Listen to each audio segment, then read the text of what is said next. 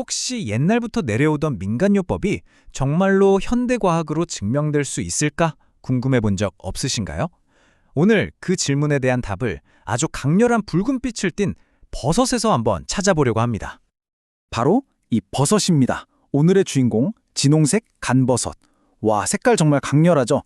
이글거리는 듯한 주홍색이 시선을 확 사로잡는데요. 아마 그 모양새가 간을 닮았다고 해서 간버섯이라고 불리는 것 같아요. 어느 유튜버분이 이걸 야생에서 보고는 우와, 진짜 오랜만에 본다 하면서 엄청 반가워하더라고요. 그만큼 아는 사람들 사이에서는 꽤나 귀한 버섯이라는 건데 사실 이 버섯의 역사는 우리가 생각하는 것보다 훨씬 더 깊습니다. 그래서 오늘은요, 이 강렬한 진홍빛 균유가 옛날에는 어떻게 약으로 쓰였는지, 그리고 현대 과학은 이 전통을 어떻게 검증했는지, 또 그 실험 결과가 우리 간에 얼마나 놀라운 효과를 보여줬는지, 숲에서부터 약국까지 그 여정을 한번 쭉 따라가 보겠습니다. 자, 먼저 이 버섯의 과거, 그리고 역사부터 한번 살펴볼까요? 이게 정말 놀라운 게 진홍색 간버섯은 수백 년 동안 전 세계 정말 다양한 문화권에서 약으로 쓰여왔다는 겁니다. 특히 우리에게 익숙한 한의학에서는 이걸 청열제습, 소염 해독의 효능이 있다고 봤어요. 이게 무슨 말이냐면 쉽게 말해서 피를 맑게 하고 몸 안에 나쁜 습기를 없애주고 염증을 가라앉히는, 그러니까 몸속을 대청소해주는 강력한 자연치료제, 바로 그렇게 여겼던 거죠. 쓰임새를 보면 진짜 입이 떡 벌어집니다. 아프리카부터 저 멀리 브라질까지. 관절염 통풍은 기본이고요. 피를 멈추게 하거나 열 내리고 심지어 피부병에도 썼다고 해요. 이건 거의 전 세계 공통 만병통 치약 수준 아니었을까요? 자, 이렇게 수세기 동안 수많은 사람들이 믿고 사용해 왔는데 여기서 이제 진짜 중요한 질문이 나옵니다. 과연 현대과학도 여기에 동의할까요? 이 오래된 지혜가 날카로운 과학의 잣대 앞에서도 살아남을 수 있을까요? 이제 이야기의 무대를 한번 옮겨보겠습니다. 오래된 책 속에서 나와서 반짝이는 최첨단 실험실로 말이죠. 과학자들이 이 전통적인 믿음을 어떻게 시험대에 올렸는지 한번 같이 보시죠. 과학자들은 해독이나 피를 맑게 한다 같은 좀 추상적인 전통 개념을 아주 구체적이고 측정 가능한 질문으로 바꿨습니다. 그래서 이 버섯 추출물이 진짜로 알려진 독성물질로부터 우리 간세포를 보호할 수 있는가? 바로 이 질문의 답을 찾기로 한 거죠. 그리고 마침내 바로 이 연구 논문이 그 답을 들고 나타났습니다. 2025년에 발표된 따끈따끈한 연구인데 오늘 이야기의 가장 핵심적인 증거라고 할 수 있겠습니다. 자, 그럼 도대체 어떤 실험을 했길래 그런 결론이 나왔을까요?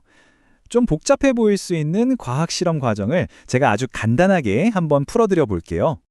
실험 설계는 아주 깔끔하게 3단계로 진행됐어요. 첫째, 14일, 그러니까 2주 동안 실험용 쥐에게 이 버섯 추출물을 매일 꾸준히 먹입니다. 둘째, 15일째 되는 날 간에 치명적인 독소를 주입해요. 그리고 마지막으로 딱 24시간 후에 혈액이랑 간 조직을 분석해서 얼마나 손상됐는지 확인하는 거죠. 아주 명확하죠?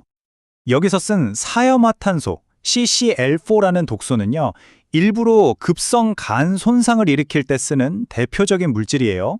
말하자면 우리 간이 외부 공격을 받는 최악의 상황을 인위적으로 만들어서 이 버섯이 진짜 방패 역할을 하는지 테스트해 보려는 거였죠.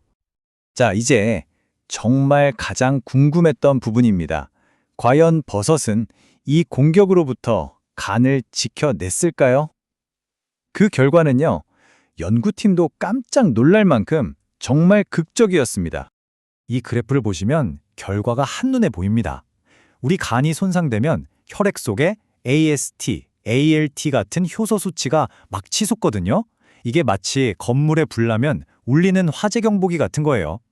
보시면 독소만 맞은 쥐들은 이 경보음이 거의 천장을 뚫을 기세죠. 그런데 버섯 추출물을 미리 먹은 쥐들은 경보음이 거의 울리지 않은 아주 안정적인 상태를 보여주고 있습니다. 와, 정말 놀라운 수치 아닙니까?